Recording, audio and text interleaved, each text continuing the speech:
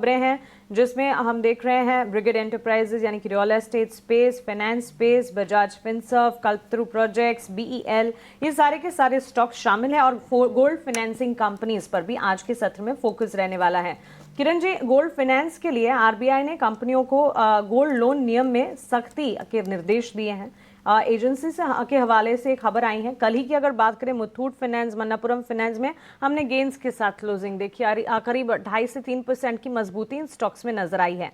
खबर तो है, लेकिन टेक्निकली गोल्ड फाइनेंसिंग काउंटर्स पर आपका टेक क्या होगा?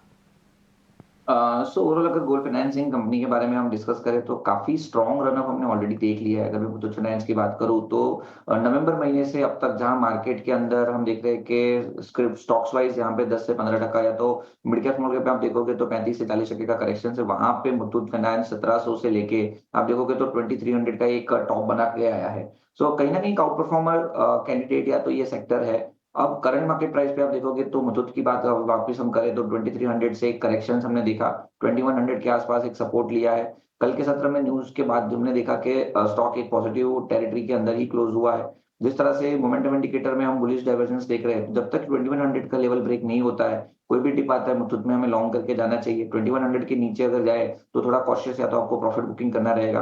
अगर 2100 नहीं ब्रेक होता है तो देयर आर चांसेस कि हम वापस मुथूट के अंदर ऊपर में 2250, 2300 तक की एक रैली देख सकते हैं। सिमिलरली अगर आप मन्नापुरम फाइनेंस की बात करें तो वहां पे भी एक सेम चार्ट पैटर्न ही हमें देखने को मिल रहा है। हमने देखा था कि जो रैली 150 से स्टार्ट हुई थी, अभी 200 के आसपास स्टॉक ट्रेड कर रहा है। एक कप एंड हैंडल या तो inverted head and shoulder pattern हमें देखने को मिल रहा है। तो यहाँ पे भी जब तक 197 का लेवल ब्रेक नहीं होता है या 194 का लेवल ब्रेक नहीं होता है, तब तक बाय ऑन डिप्स की स्ट्रेटेजी मन्नापुरम में भी रहेगी। और अगर 194 ब्रेक नहीं होता है तो ऊपर में 215 220 तक हम जा सकते हैं।